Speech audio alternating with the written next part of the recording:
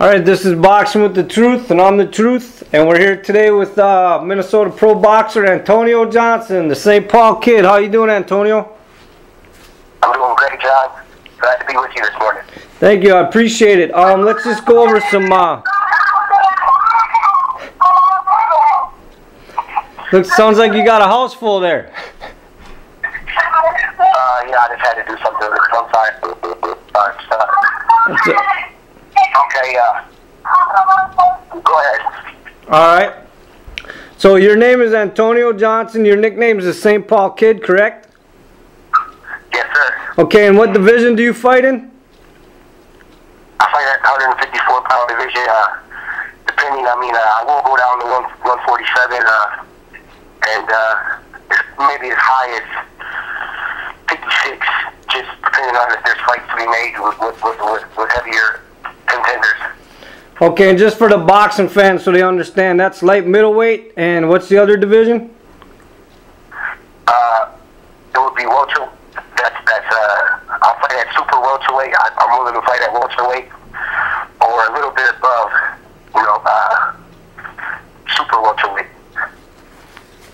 Okay, so you're not fighting at light middleweight no more? Light middleweight, super welterweight is the same. It's the same division, just two different names. Oh, okay. All right. So, what was your amateur boxing record? I know you had about 200 fights, right? I want to say it was 227 and 19. Oh, wow. Somewhere in there, about. And your pro boxing record right now is 11-1-1, correct? Yes, sir. And when did you turn pro? I turned pro in February of 2005. Okay, and what gym are you fighting out of right now? To be honest, ever since I've been professional, we really don't fight out of gyms, you know what I mean? I'm just unattached. I do receive some help, and I got a couple of my buddies that own a couple gyms in Minnesota right now that I do work out of, and as well as White Bear Lake Gym, but I work out of Element Boxing and Fitness, because I work with Dalton, and we got some stuff that we do over there, and then I actually go to White Bear Lake during the middle of the day, which I do some stuff over there as well. And then I actually go to G-Force Fitness in Stillwater for my night workout, and I got some stuff I do over there as well. So Okay. 3 different locations, 3 different workouts, and it all adds up. So Now, your hometown is St. Paul, right? yes. Okay, but now, so some of the fans understand this. You were born in St. Paul, but then you went out to California for a while and fought, right? Well, for those who really follow my career and that will probably know these things too, is actually at age about 15 or so, 16 or so, from a relationship that I had formed at about 12 years old with the owner, which is now not the owner anymore, and CEO of Ringside Boxing. He's actually the president of USA Amateur Boxing now. John Brown. I had formed a relationship with him when I met him out at the National Pound Tournament in St. Louis.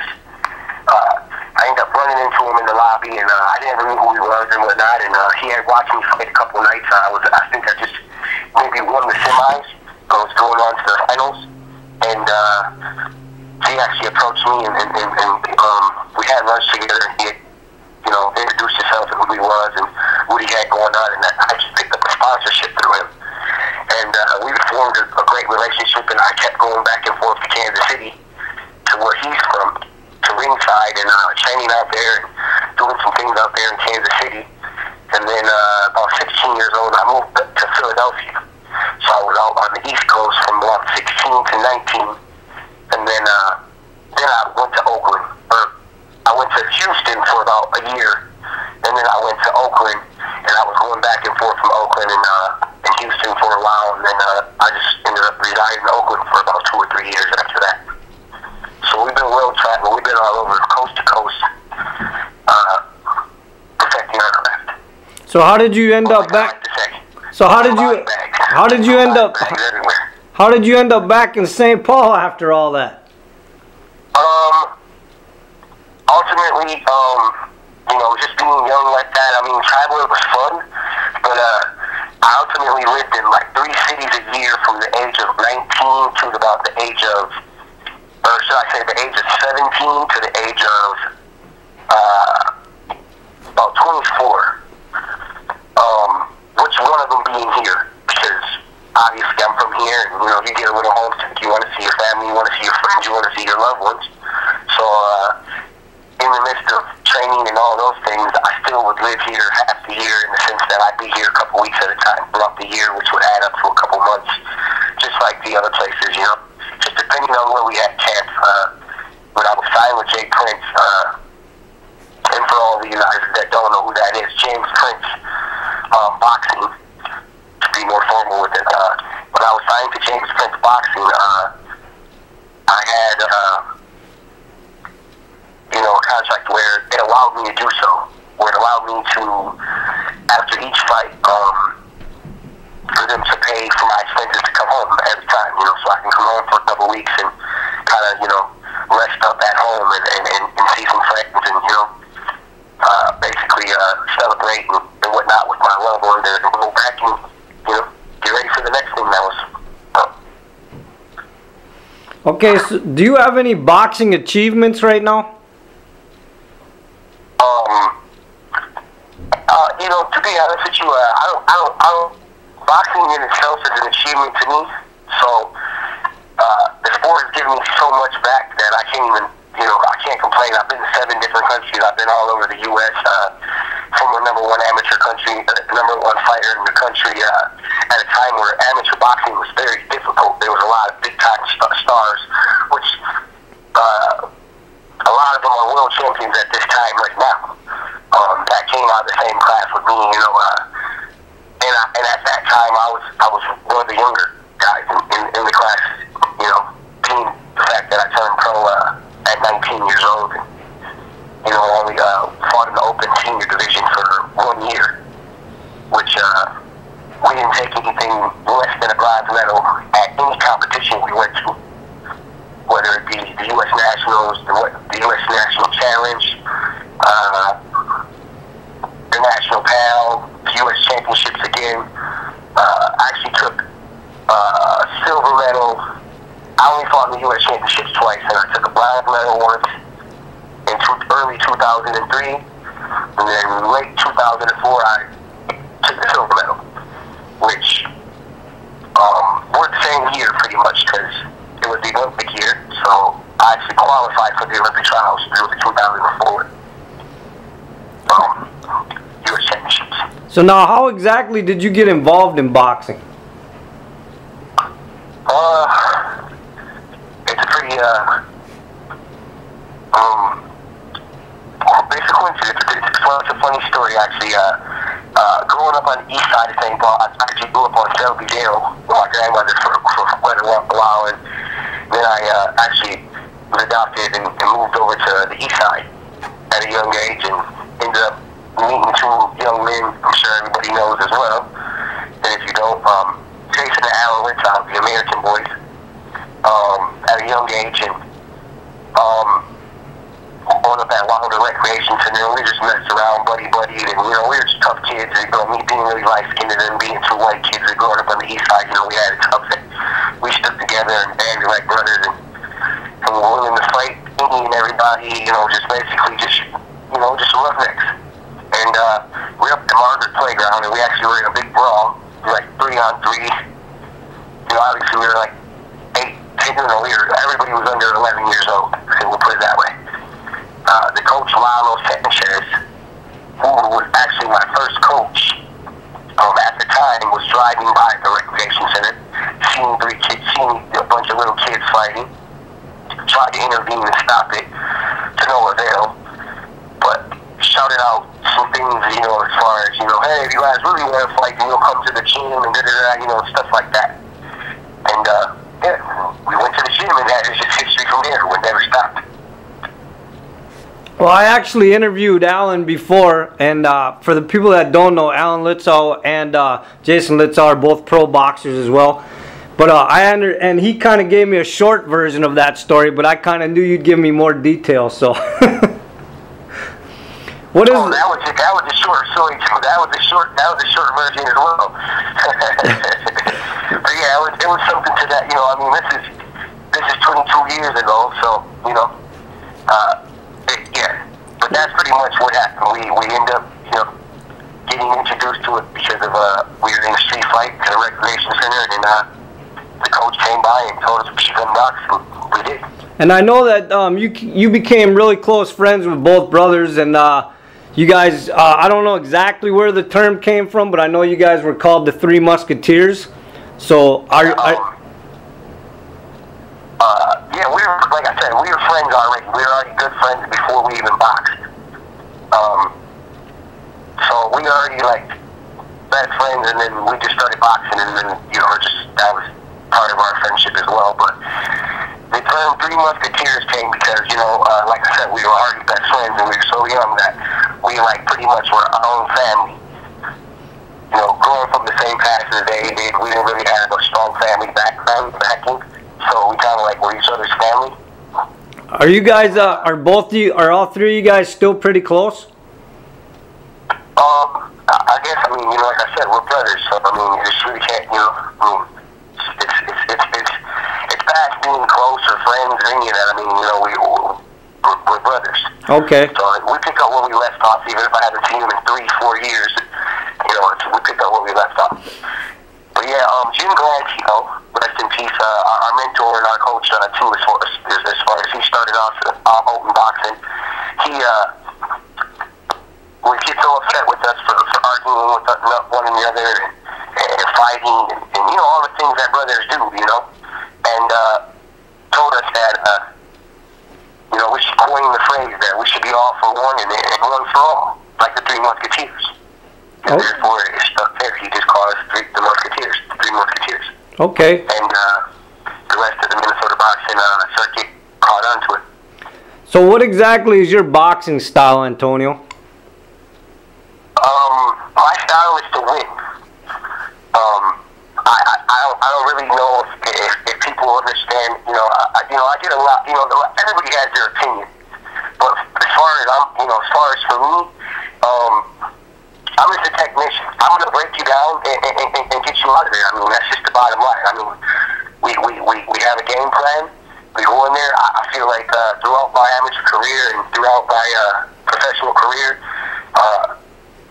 it's not our job to figure out if we can figure your style out. You're gonna have to figure us out. In other words, and, you know, I honestly can tell you that it hasn't been figured out. It's just to be adaptive. You know, we want to be a chameleon in the ring. You know, we want to constantly make the adjustment. We want to constantly make the adaptation, you know, quick as possible. You know, round to round, you're going to see a different fighter. Second to second, you're going to see a different fighter. You know, if you watch me fight, which I'm sure you have several times now, you know, 1 second you might see me with my hands up, 1 second you might see me with my hand down. You just never know. I try to give a fighter several different looks, several different angles, and a lot of things just to keep them thinking. You know, to keep them thinking, to keep them off balance, to keep them off the square.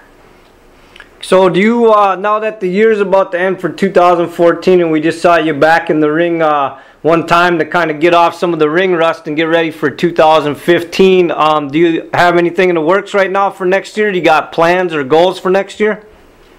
Yeah, we got some things going on right now. I mean, no announcements to make right now, but we got some big things on the horizon. So hopefully, you know, it all works out, and we'll be able to make a big announcement and do some big things for Minnesota boxing and for ourselves as well.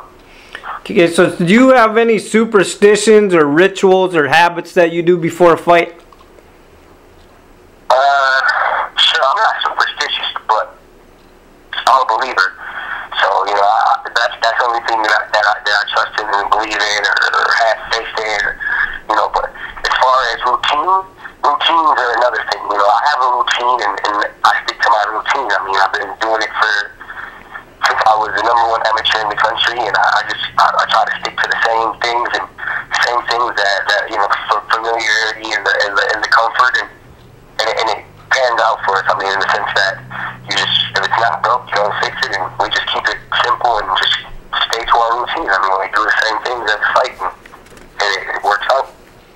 What do you? What's your opinion of MMA fighters going into the sport of boxing? My opinion? Yep. Personally, I don't have an opinion. I mean, I'm pretty much unaware of it. I've never fought an MMA fighter. And I'm sure if I had, then the commission would stop approving MMA fighters from getting into the boxing ring. You know. Now, don't get me wrong. I mean, it's a great starter for these young pros that are coming up and that are trying to build their records and whatever you have, you know, what you have. But so to speak, you know. But as far as me, I mean, it's almost non-existent to me because, like I said, I mean, that would never happen. You know, I mean, the MMA fighter, come on. I mean, you've seen some of those fights.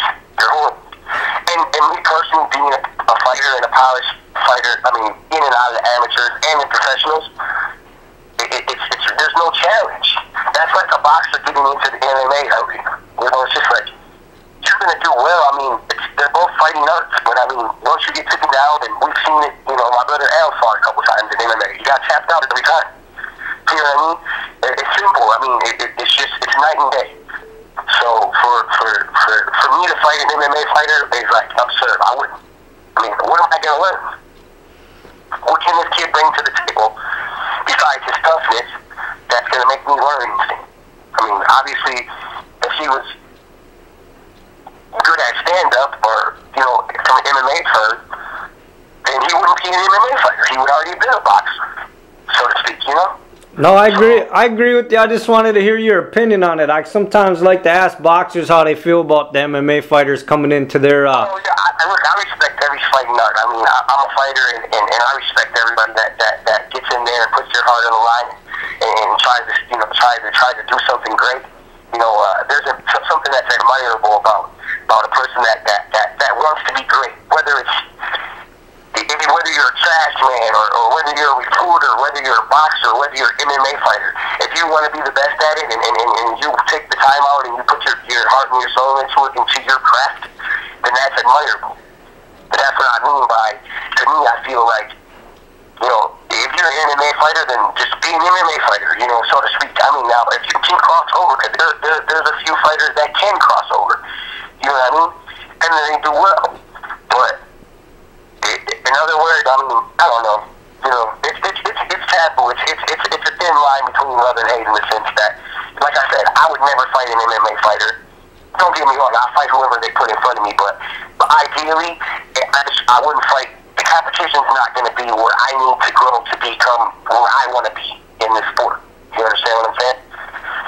If that makes any sense to you. Like, I don't feel like they're going to be able to teach me anything to get me or catapult me to where I want to be in the world of boxing. Well, no, I totally agree with you. At this time in your career, that would be pointless for you to fight an MMA fighter. I totally agree with that because you're not a beginner. Any point in my career would be.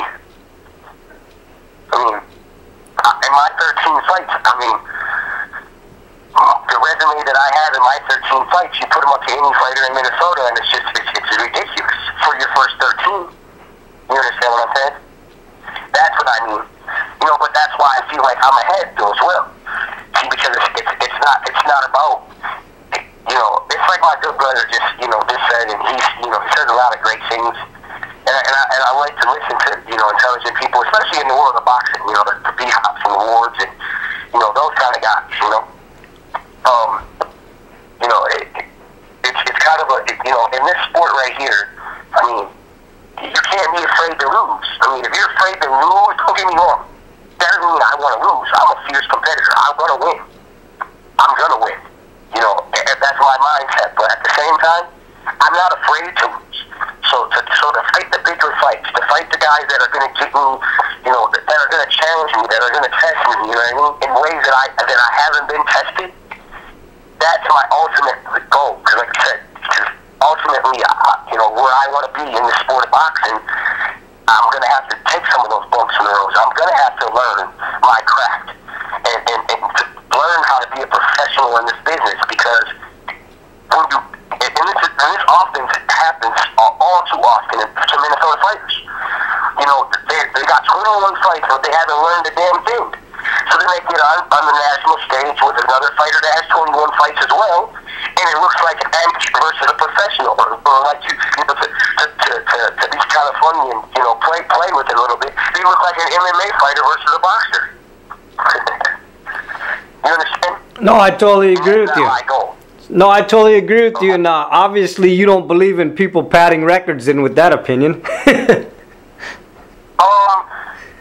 No, that's not my job. Honestly, to tell you the truth, I mean, you can have a padded record and be a great fighter. I'm not saying that there are some fighters that have done great things. I'm just saying, ideally, it's not my philosophy at all. I want to learn. I want to live. I want to learn. You know what I mean? And I know that. There's 100 ways to the top of the mountain, but they're all uphill. So for people to think that you're going to get to the top of the mountain without climbing uphill, then you're highly mistaken. And that's just what I mean. So I want to climb up that hill from the start. I want to start climbing. I want to start my stretch to the top right now. You dig me? So that even when I'm halfway up, I know that, you know what? Even the other half that I just came up, it was tough. So even if I got to climb the rest of the way, I know it was already tough, Tone. You're going to be fine. You've been through tough things. You've been through trials and tribulations, adversity. And that's just the bottom line, you know what I mean?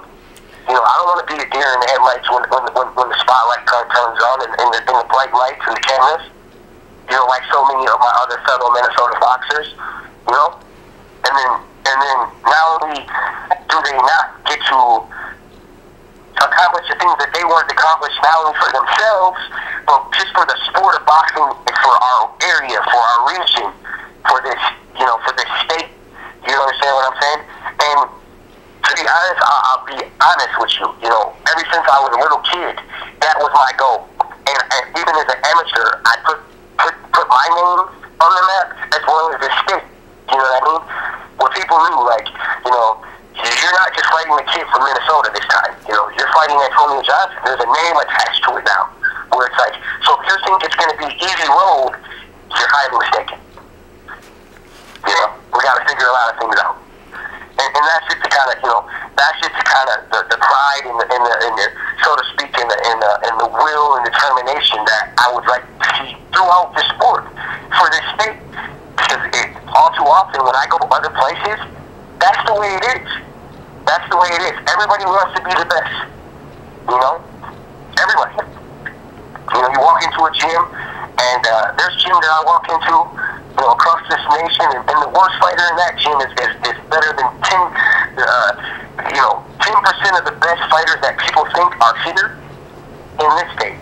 And that's just being honest, and that's why it's a blessing that I've been able to travel so much, that I've been able to see and broaden my perspectives and my thoughts and my theories about what it really takes to be the best in this sport.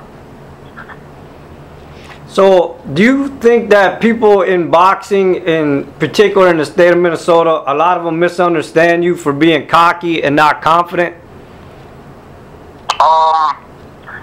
No. I think that I get a lot more people that call me a humble kid than that call me a cocky kid. I mean, the people who are the ones that would say that I'm cocky are the people who have misinterpreted or have rubbed me the wrong way, where I have to tell them the truth, just like you, right, John? The truth. I agree with you. And so when you tell the truth, the truth hurts, The truth hurts. And the truth of the matter is that as a state, we're behind. But I commend this state as well, because we have caught up quite a bit. Tremendous. We made tremendous steps forward. I mean, it's night and day. And so we do actually have a lot of fighters with national, world championship caliber talent, which is good. That's a great thing. I'm excited for the state of Minnesota boxing, not only for my own career, but for several other, fighters. I won't say any names, but several other fighters. There's a handful of other fighters that have abilities to do some great things in this sport. So I'm excited for their careers as well. Okay, so you were just out of the ring for 15 months until you just got back in November 21st. What was the reason behind that? You know, the funny part about boxing is that there's reasons for everything. I mean, whether there could be a reason for this, it could be mine, it could be theirs, it could be anything. There's simply just not any fights to be made, and that sucks. I had a couple fights scheduled, they fell out for whatever reason. You know, the whole cards fell out. You know, stuff like that happens around here. You know, but fortunately for us and our team and my camp and our mindset is, you know, the fight is won in the gym. So, you know, just because you don't see me fighting doesn't mean that we're not working on our craft. You know, I'm not sitting at home eating potato chips, you know, and flipping channels, you know what I mean? I'm actually out there. I'm out there. I'm grinding. I'm working it out, and I'm perfecting my craft as we see. You know, even with the 15-month layoff, I felt like I was the most polished, the sharpest, and the best fighter, so to speak. I stole the show. Yeah, honestly, I mean, I was ringside and I didn't see too much rust for a guy that hadn't been in the ring in 15 months. Now you understand what I'm saying. You know, we got right after him right away, and you know, we didn't ever let up. We put our pedal to the metal, and yeah, we ready to, you know. So it was time to crash and wreck, and that's what happened. You know, it was just like we drew it up at the gym, and yeah, I felt great. Each fight, I feel better, and I feel better, and I feel better. It's a shame, but I take it. Like I said, you know, there's going to be trials, there's going to be tribulations, there's going to be adversities, you know, and even the layoffs. Those are adversities. Those are things that I'm having to overcome and have to deal with. You know, that are going to help me to persevere when it comes to time that when my name's called to fight a bigger fight, to be able to get through those things. You know what I mean? I mean, no fight's easy, whether people think it is or not, you know. Just like this last fight. That's not an easy fight. I mean, if it looks easy, it's because I worked hard. But that means that it wasn't easy. Because if I had to work harder, then it was hard, right? That's what this fight is. You worked hard. So, you work hard, you make it look easy. If you don't work hard, even with fights like that will look hard, you know? Okay. So that's all, you know, that's the motto that I try to stick to as far as, you know, just work, Tone. Make sure you just keep your head to the grind block, and whatever's happening outside of the ring, it's not really up to me. I mean, if people, but like I said, when my name is called, I will answer the call, and that's just the bottom line. Okay, so, speaking of that, can you give me, in your opinion, why the Javante Starks fight against you continuously fell through, and it doesn't look like it, if it does ever happen, it's probably not going to be for a long time now because he signed with Al Heyman? Right. That was something that was very optimistic in the first place, you know.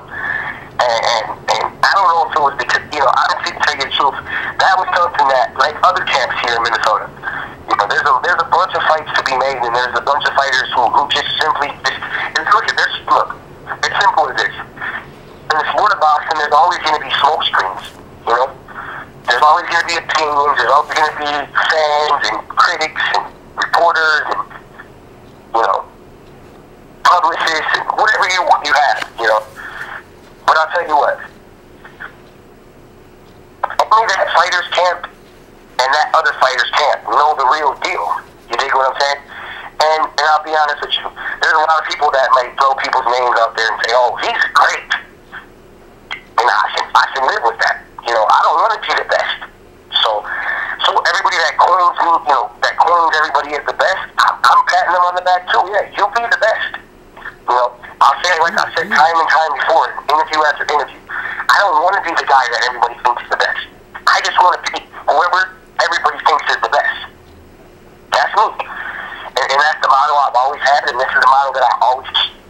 You know, I like running on E, you know, in other words, you know, that's some slang for you, but, you know, I don't like getting gassed up. I don't want to be big-headed. I don't want people to think I'm great.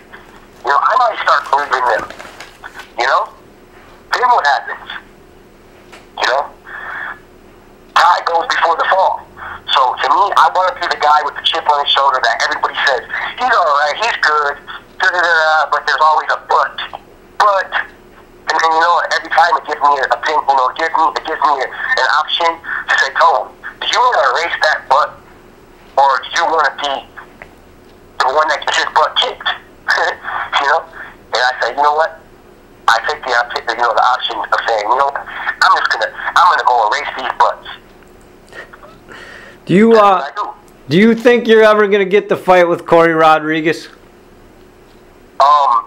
Honestly, to tell you the truth, I don't think there's gonna be any big fights with my name in them in Minnesota, and that sucks. I mean, I'm not saying that's what I want it to be. I mean, obviously, I've already voiced my opinion that I'll fight anybody.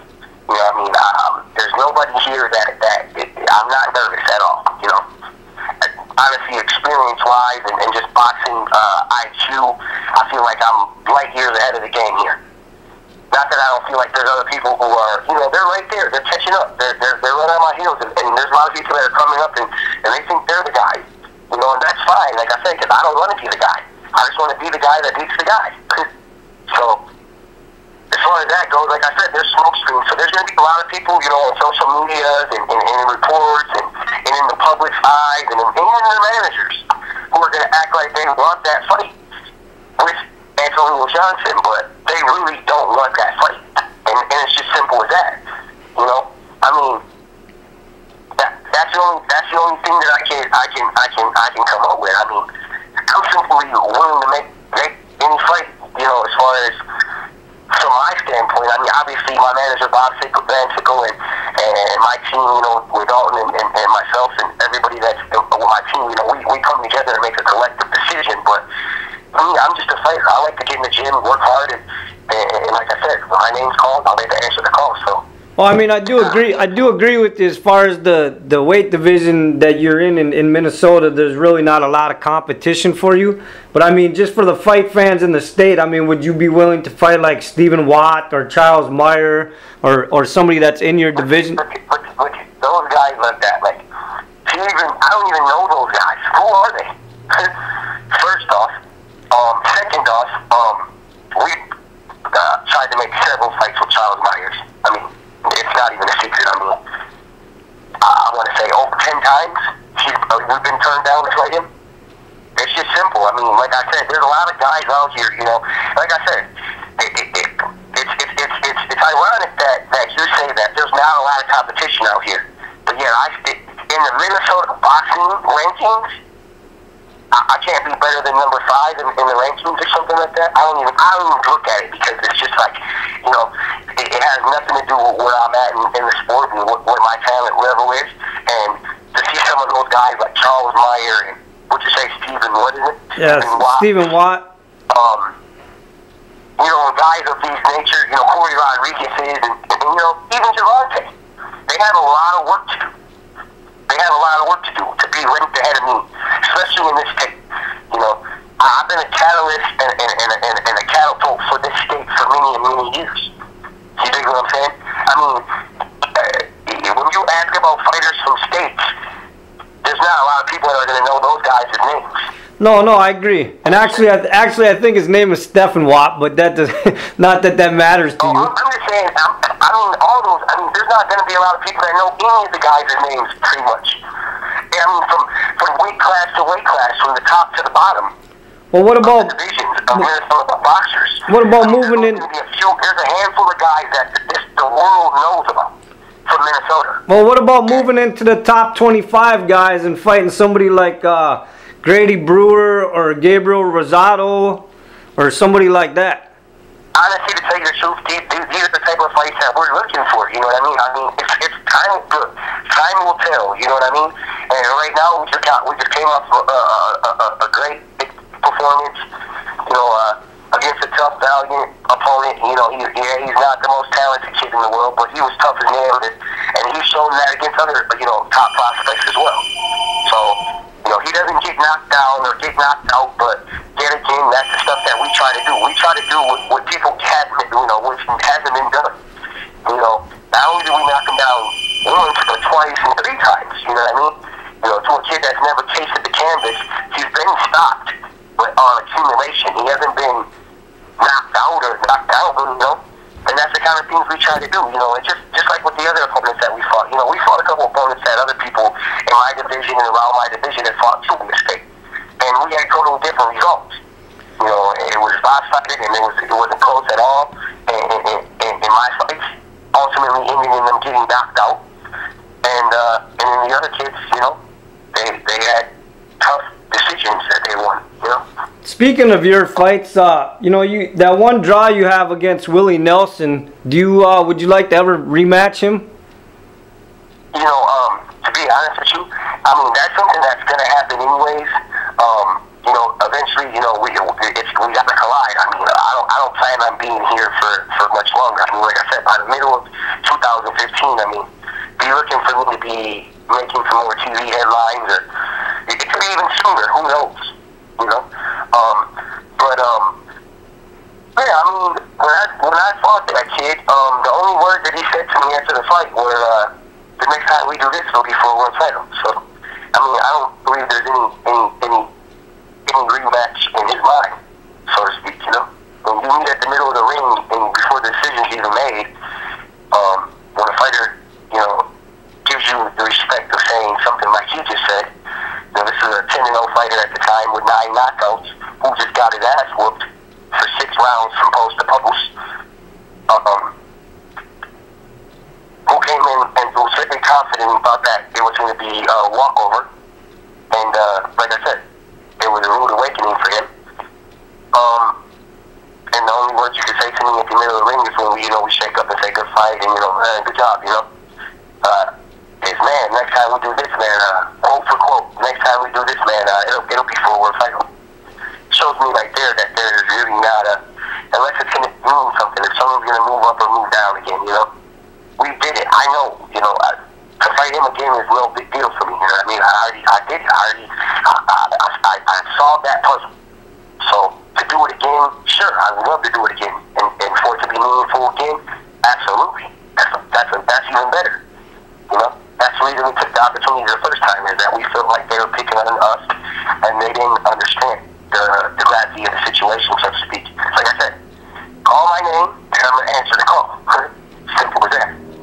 So if they called your name to fight Francisco Santina again, you'd fight him too? Absolutely, absolutely. We solved that puzzle too. I mean, we dominated him as well. You know? And I mean, in fight comparisons, for the people that weren't there, I'm sure the people that weren't there heard the reports of what happened. It was a total robbery. Just like the Willie Nelson fight was a total robbery.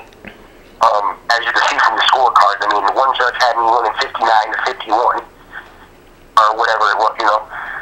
Every round but one round, and then one had it a draw, and then one had him winning 1 round more than me. So it's like, what fight are we watching? Well, no, that's kind of why I asked you. That's kind of why I asked you about both fights, because I had a feeling that. Because in my corner, we're shutting them both out every round. I mean, literally with no panic, we knew everything was under control. You know, we dominated. You know, obviously I was a young fighter, so I still had a lot more learning to do. At this stage, I don't know if I would let them. They wouldn't have made it. You know, with the experience that I have now, I mean, I would eventually got the job done. You know, I did enough to dominate them and beat them up and win on the scorecards, but there was points in both of those fights where we could have really put the pedal to the metal and scored the TKO or the knockout victory. You know, which, you know, like I said, everything's a learning lesson, and that's why I do that now. Where eventually, you know, ultimately, my goal is to stop you, but to knock you out. Period. You know, I mean, I go about it my own way to do and make sure that it happens. You know, I'm not going to go out there and just start winning from the start. No. I'm going to break you down methodically and get you out of there. You know, that's my goal. You know? But yeah, that's what happened in both of those fights. The Santana fight, I mean, if you want to go in comparisons, you know, I kind of compare it to Canelo Alvarez versus Islam. You know? Well, no, dominate them. That's why I brought both of them up, because I had a feeling you had something to say about both of them. That's kind of how that fight went. It was like the Lara Canelo Alvarez fight. You know, he just outboxed him and just basically picked him apart. I mean, simple as that. With the guy that was chasing and falling behind the whole time. I mean, yeah, he threw punches and he was aggressive, but he didn't land. and that was a big thing to me, you know, that we felt really like there was a lot of injustice. And actually, to be honest with you, I took 3 years out of the sport after that fight because I felt so wronged, and I felt like there was so much injustice done to me.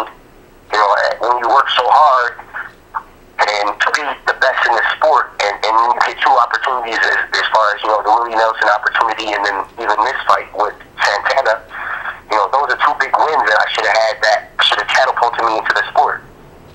But instead, there was a draw and then a robbery robbery draw, and then a robbery, you know, decision loss, which, you know, I mean, I stayed where I was at, and so that was fine, you know, because it didn't hurt my career, but that wasn't what I was looking forward to doing. You know, I didn't take those fights. I don't step in the fight, you know, into any fight thinking that I'm not going. I just want to make a good showing. You know, like, no, you know, I came to win. I thought I won. Everybody else thought I won, and the people that mattered, the three judges scoring, you know, they had some different plans for me. So, when you were an amateur, a lot of people were talking about, you know, possible prodigy, how good you were. They still talk about how good you are. Do you think where you are in your career now, do you think you're on the right path where you should be? Do you think you've fallen short? Do you think you still have a lot more to do in your career? Just in your opinion in general, where do you think you are right now? You know, that's a tough question. Like I said, my faith is so strong, and I'm such a strong believer that, you know, I believe God doesn't make any mistakes. So where I'm at is where I'm supposed to be at. Now, I don't judge my career compared to other fighters or other persons or person, you know, for that matter. You know, I believe that I'm a smarter, stronger. I feel like I'm light years ahead of myself when I did have all the spotlight. You know, because like I said, you know, when you're getting things like you're a prodigy and you're going to be the next Floyd and all these great things, you know what I mean? You might start to believe in those things. And then what happens? You don't work as hard. You don't focus as hard. You're not as hungry. You know, you have this sense of you've arrived. You know, a sense of feeling like you have arrived. So, you know, I'm just thankful and I just bless God every day for those setbacks and those bumps in the road. Because, you know, like you said, you know, and like I believe in my heart, you know, he never said that it was going to be easy. He just told me, Antonio, I'm going to get you through it. So, I just try to stay firm on that and say, you know, God, I know it's not easy, but I know you're going to get me through it. And it doesn't matter how we get there. Like I said, there's 100 ways to the top of the mountain, but they're all uphill. So, you know, ideally, it's not the path that I thought or that I would have chosen for myself, but as a mature young man sitting here right now at 30 years old, 11-1-1, with the ability to do the same things as I could as a 21-year-old kid, but with more maturity and knowledge, wisdom, understanding, and strength, you know? I'm a grown man now, so I'm a lot stronger, you know, physically, mentally, and emotionally. So, I would say that I'm still all those things that people say, you know? Actually, I'm better. So is there one person that inspires you in your life in and outside of the ring?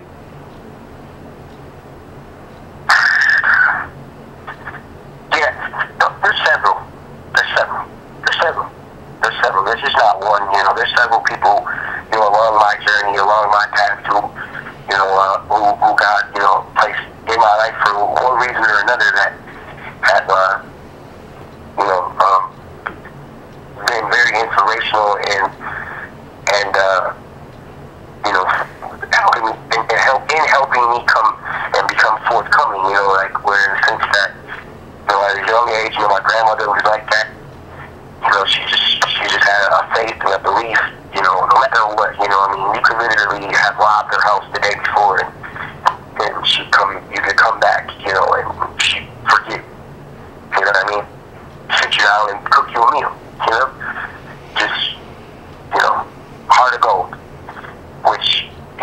like to say that I'm a person with shirt off my back. And she always used to tell me as a young kid, no matter what you do, just make sure you do it and you're the best at it.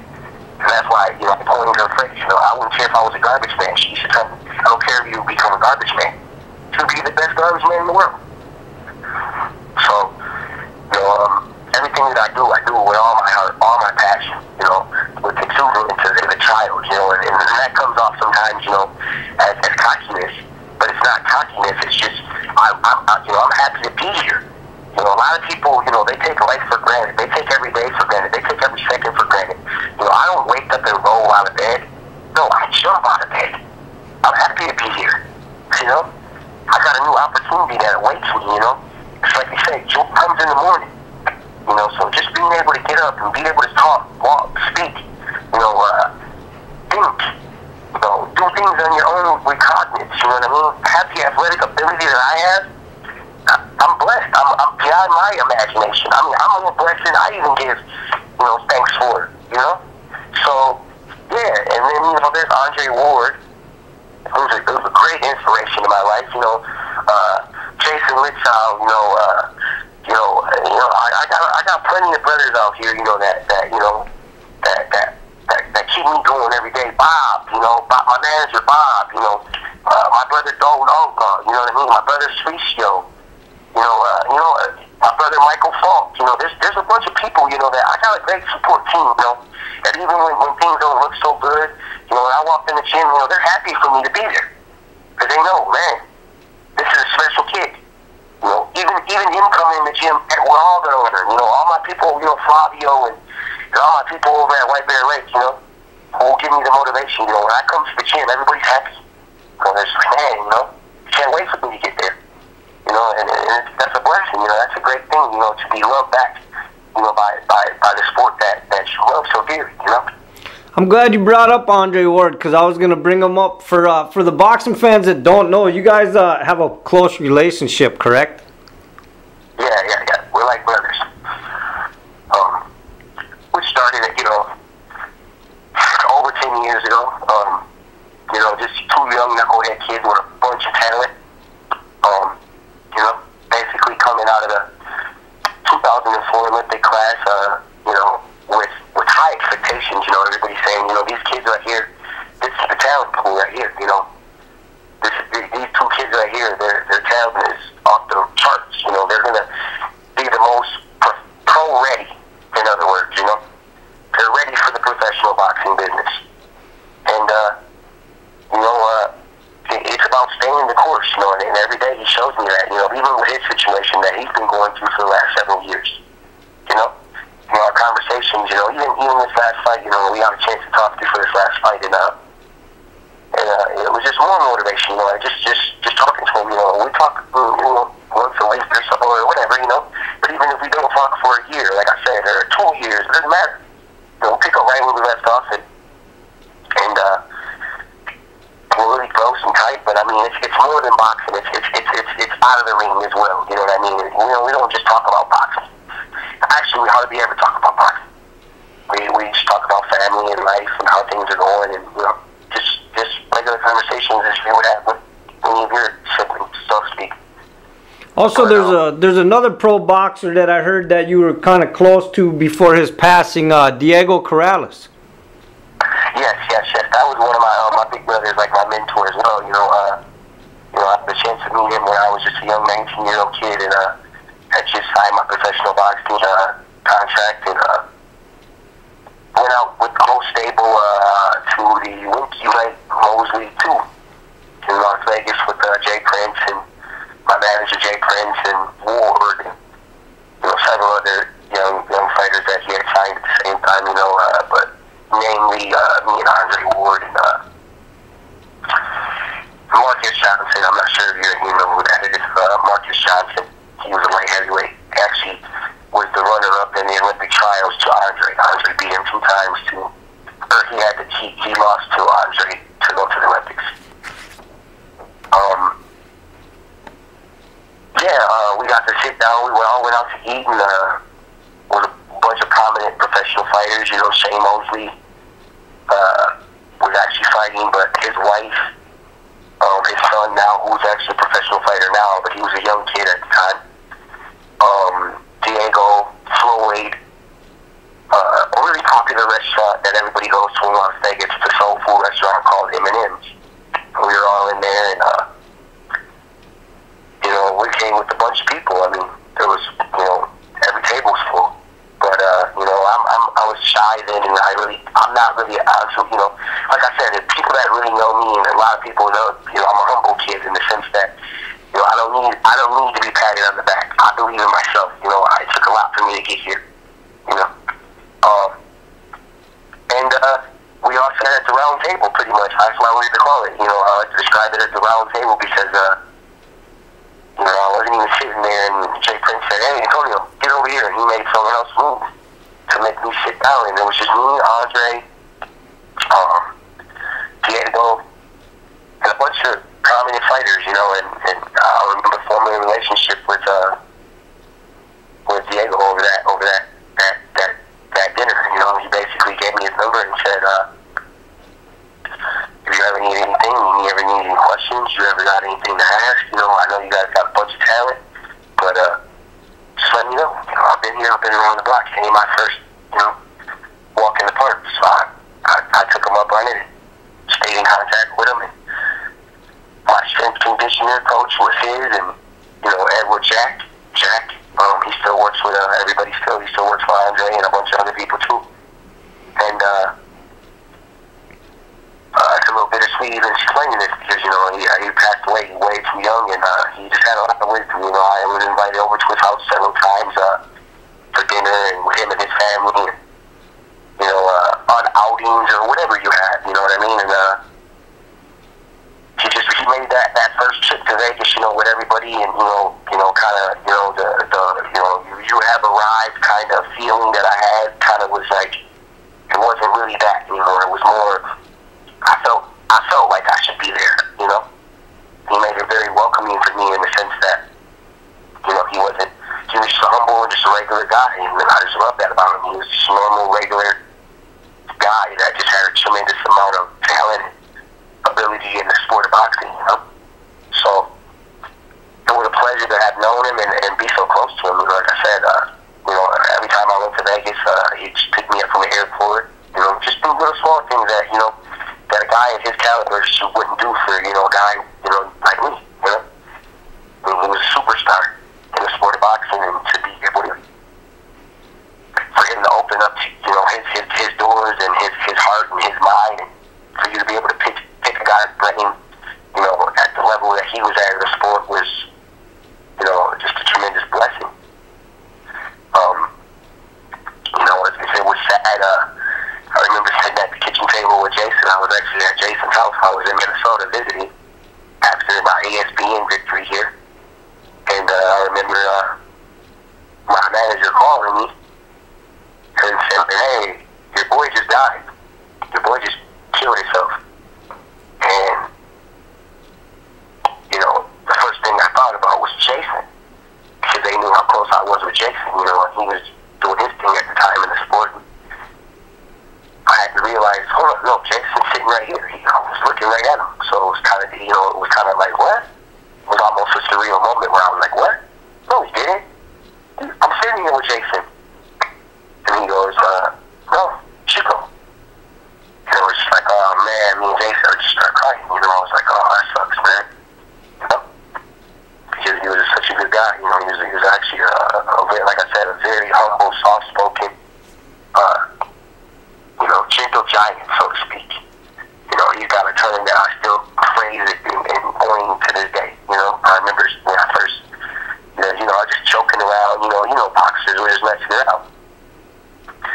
And he was having some camps. You know, he was having some tremendous success. You know, he fought Freitas, he fought some other people, and one of the things in our goals was, my manager's goal was to get me into some of his camps. You know, just to get some of that experience and work with those guys and, you know, stuff like that. Which at the time, you know, they still had so many high expectations and hopes for me that, you know, being a sparring partner was kind of like last in the list. You know what I mean? So even though they wanted me in some of those camps, it didn't always pan out because, you know, then, you know, my trainers and stuff like that, you know, would be like,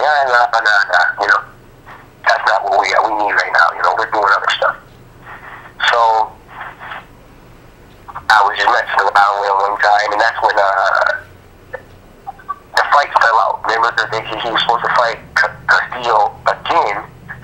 They fought, and then they were supposed to fight, and then they fought, and then he didn't make weight again. And I was in Vegas for that, and I just seen him in the lobby. And I had brought I was meeting up with some friends. I came from California, met some people from Minnesota that came, and we were just in the lobby, and we ended up running into him in the lobby. I mean, no one believed me anyway, but I didn't care. You know, I'm like, yeah, Diego's my boy, you know. But I mean, a lot of people say stuff like that. They're like, hey, that's my boy, you know. Like, you know, you just probably met him before, but he doesn't mean that's your boy, you know. And he came right up. I seen him in the lobby. He came right up to me. He was like, hey, what's up, little brother? You know, and chopped it up. Hey, what's your friend? You know, boom, I introduced everybody, and you know, we just had some small talk for a while. And he was with his wife, and you know, so we just buddied up for a little bit, and I was like, oh, I'm gonna get in your next camp, you know, just mess around with him. He said, hey, you might not want to. I'm a small piece of leather, but I'm well put together. And I always loved that because it was just like, man, that's huge. I'm a small piece of leather, but I'm well put together, and I love it. That's how I. Yeah, that's a good one. I'm not much, but trust me. Is there? You expect it. Is there something that your boxing fans don't know about you?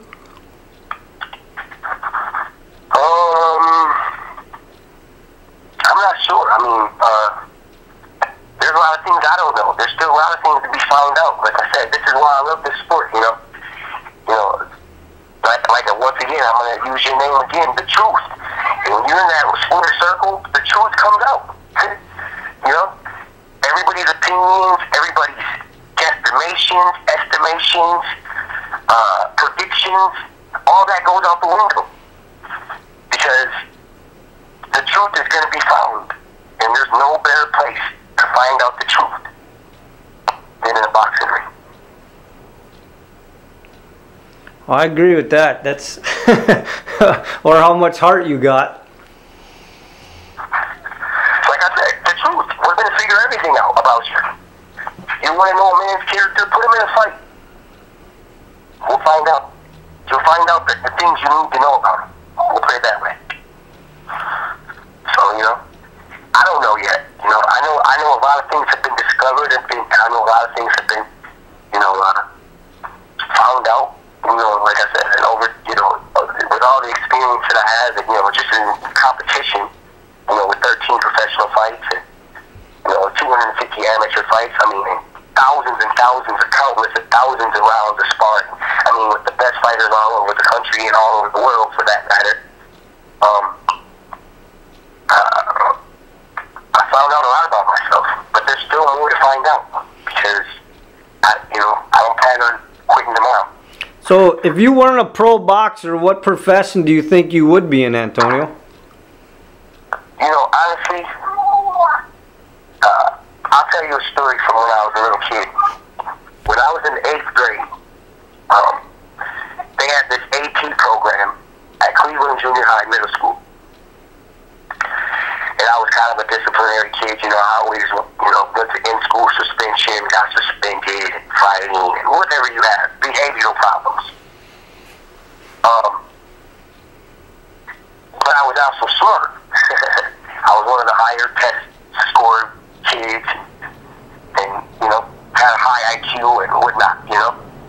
So it just kind of was like it didn't really go hand in hand, so to speak. Some of my teachers didn't understand. You know, they're like, this kid's too smart. You know, why is he, you know? But I was bad. So I was like, oh, man, this is just weird.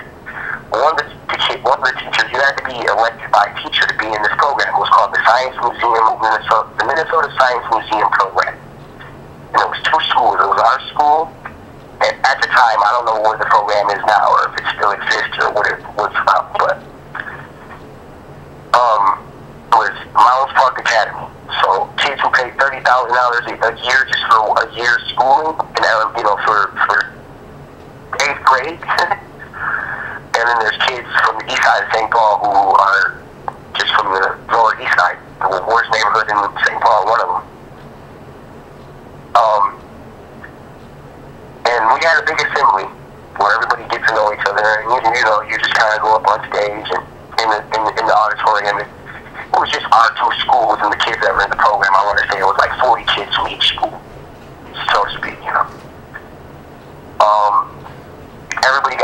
mean, these are all well-to-do kids, you know. Like I said, this is an AP program where everybody's really highly intelligent and whatnot, you know. And everybody gets up there, and, you know, there's doctor, you know, what do you want to be? There's doctor after doctor, lawyer after lawyer, you know, and all these prominent things, you know. And then little Antonio Johnson gets up there, and I introduce myself. I say, hey, I'm Antonio Johnson. I go to Cleveland Junior High. I'm an 8th grade. My hobbies are boxing and, you know, whatever, fishing and, you know, baseball at the time or something like that. And, you know, you had to, like, basically there was a criteria to meet where you had to, like, basically, you got a list of questions and you answer those questions, but you just said them, you know. And one of them was what school you're going to go to. You know, like, basically they wanted to know where kids wanted to go to college and know what you're going to do and, you know, basically know what your career path you thought was going to be. Like I said, there was Harvard after Harvard and, you know, all these Princeton and all these colleges that people thought they were going to, you know. And I said, I'm not going to college. Never have, one or two. I'm going to be a professional boxer. So basically, you wanted to be a professional, yeah, since. I was going to be a professional boxer. Okay, so you've never wanted to be in anything else, so. Well, it's not even about wanting to. It's just, it's you.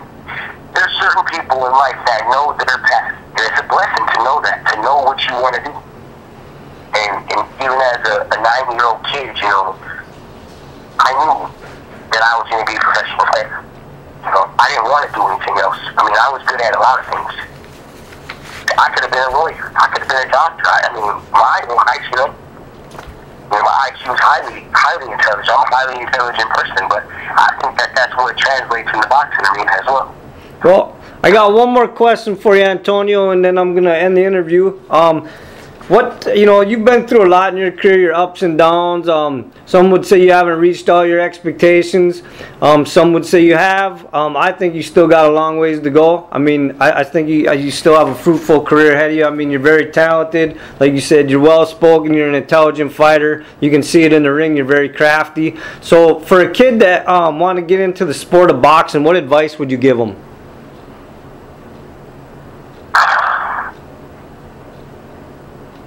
Great question. I guess I would tell them like I tell a lot of other kids, and I'm glad that you asked this question because this is probably the most important question in this whole interview. Because this is my passion is to make sure and to give back to the sport of boxing what it's given me and tenfold. Because what it's given me I can never repay back, but I want to exceed even what it gave to me for these young kids coming up. And I would just say, you know, I mean, keep your head clean. You know, I'm coining a phrase from one of my mentors and my first coaches, Jim Glad. He said, "Winners never quit, and quitters never win." So, you know, you gotta work hard. I mean, there's no secret to success. And whatever you're gonna do, like I said, if you're gonna be a garbage man, you know, be the best at it. So there's no secret to success. I mean, to be the best at anything you ever did in your life or want to do or aspire to do, the secret to success is just hard work. You have to simply work hard. If you're not going to work hard, then save yourself some time and your family, your friends, and anybody around you some time. Because if you're not willing to work hard, I mean, that's the way to the top of the mountain. It's just working hard. Work your butt off. It's an awesome thing to have talent. You know, and I'll be the first one to tell you, you know, as a young kid, having talent was kind of one of the things that hurt me, but was one of my best assets. I was highly talented and I was really good. So athletic ability and talent-wise, I was ahead of the curve. I was ahead of people. But to truly dominate, all I had to do was work hard. So the times that I worked hard and I met my work ethic with my talent, times that I was great. So if you truly want to be great at this sport, and you truly want to be great in life in general, whatever potential, whatever skill level you have, I don't care if you're a carpenter, if you're an artist, a musician, or whatever you have, whatever you're going to be, inside and outside of the ring, make sure that you're going to meet it with just as much hard work as talent you have. And if you don't have much talent, work twice as harder. Because, like a wise man once told me, Virgil Hunter, as a young kid, one day you're going to be sitting across the ring from somebody who's not playing at all, who hasn't cut any corners, who might not have the he used to tell me this, Antonio, and me and Andre, he used to sit down and tell us this all the time. Yes, you guys have the talent. Yes, you guys are special. But you're going to get in there with somebody who doesn't have any talent. But he's a hard worker. And you know what? Talent doesn't always beat hard working. You dig me? But hard working and talent always beats a hard worker. All right, well, Antonio, on that statement, I think that's a great way to end the interview, because I think a lot of kids are going to learn from that last statement right there. So I appreciate this interview. I've learned a lot about you from this interview. And like I said, it was really nice to be able to just talk to you on a one-on-one basis and learn so much, and and not listen to the stigma of some people in the boxing, and be able to just talk to you one-on-one. Just like we were just talking boxing. So I thank you for this opportunity, and thank you for the time, and I look forward to watching you in 2015 and hopefully taking some more pictures of you in the ring. So good luck with your career this next year, and try to stay safe and stay strong. And thank you again, Antonio. Thank you. The truth has spoken.